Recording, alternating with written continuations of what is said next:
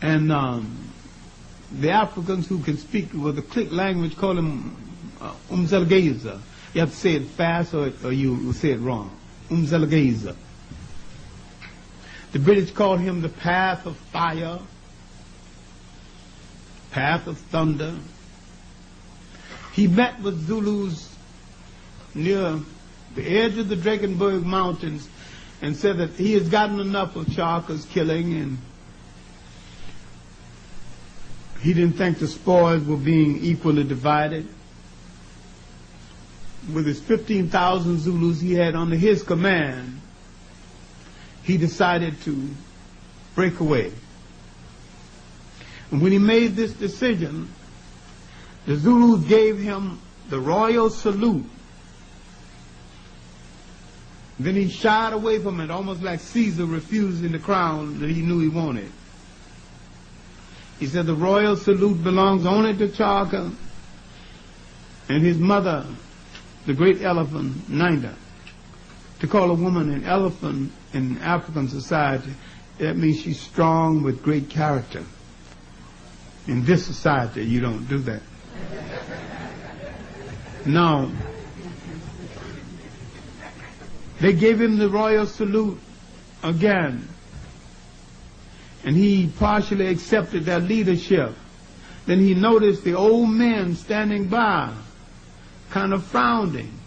Then he prostrated himself in front of the old man and asked for apologies from his elders. So I've spoken like a child. I have not asked my fathers which way to go. And they said, rise. We agree with you. We will leave Clarke. And they pointed toward the mountains. We will go beyond the mountains, where there are women to be our wives, cattle as plentiful as ants, land as far as the eye can see. We have had enough of Clarke's killing. We will find a new home. Then he turned to the men and said, do you know what you are doing? You cannot go back and claim your wives. You must leave your children, your wives, and everything behind, because if you go back, you give away what's going to happen. Now, history shows that some of them went back one by one and claimed their wives and children anyway. But most of them went without their wives, without the children. They went to a country, part of it is now called Zambia, other part is now called Zimbabwe, later called Southern Rhodesia and Northern Rhodesia, where they found a new home for themselves across this mountain under the leadership of Umzelgeza. Now Clarke searches for a new leader, a new warlord. He looks among the regular Zulus. You don't find one. But among the Borlong people who had joined them, who had moved down from Central Africa with them, he finds a leader in the Brown Regiment, Brown Shield Regiment. I saw his picture when he was 74. And as much as I'm close to 74, the picture frightened the hell out of me. Mamboza was standing there with his loincloth on, not a gray hair in his head and all the hair on his head, not a break in his complexion at all, not a wrinkle in his face. That's Mamboza. He assumes warlordship of the Zulus to fight the Ponderland campaign and other campaigns.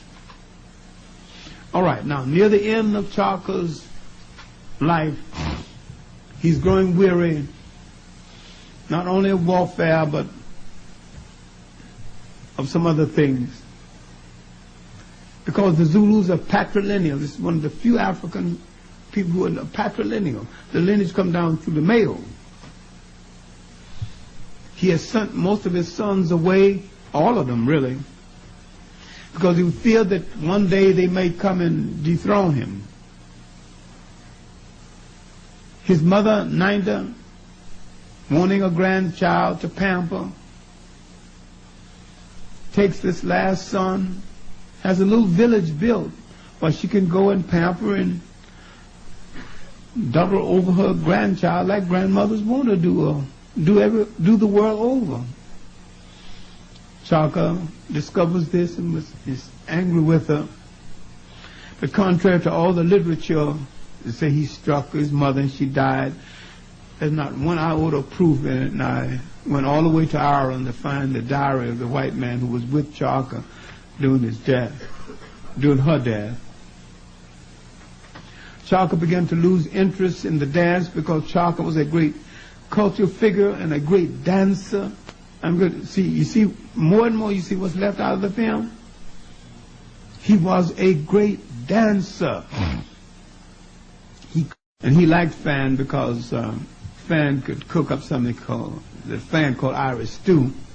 And Clarke took a liking to it, you know. And, well, the Irish had no colonies, so he had no reason to fear this white man, you know. Had no colonies, had no armies, no navies, you know. So he let him in. While on a hunt, a runner came to him to announce that Ninda, his mother, had passed. He was 60 miles away from Zululand at the time. He went on back to bury his mother. And I know this might sound gruesome to you in your Western mind, but one of the great funerals in Africa,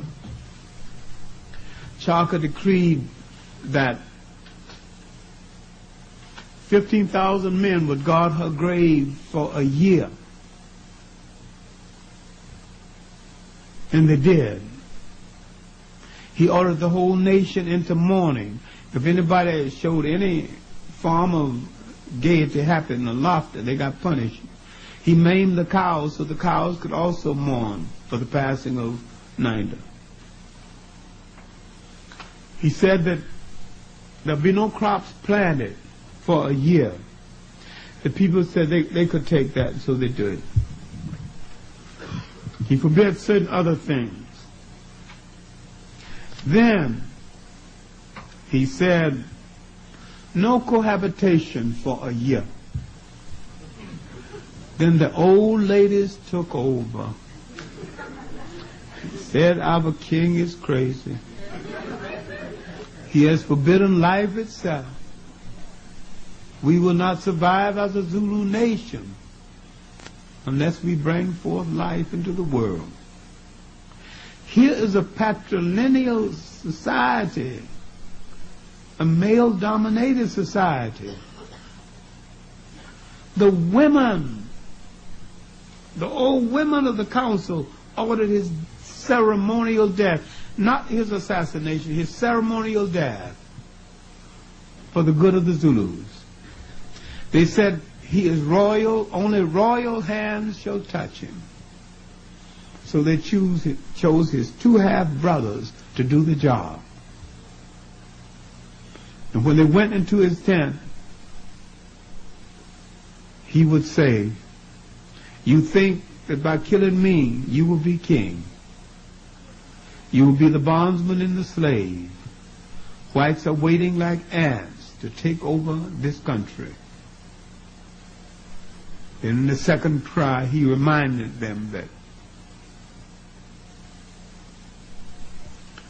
you have called me many things, saint, tyrant, God, and devil. To some extent, I am all of these things, but I am something else you need to remember. I'm the greatest hope you have for freedom from European rule in this century. In the last blow, he looked at them with pity and said, oh, what have I done to you, sons of my fathers? Now Clarke is gone. Zulu land is looking for a new king. They find the king among his assassins, Dingaan. That was one of the boys born when Nanda went back to live among the Mtiwas, came back to visit Zulu land, and some of the other wives said, the shame is gone, now we have sons. That was one of the sons, now grown.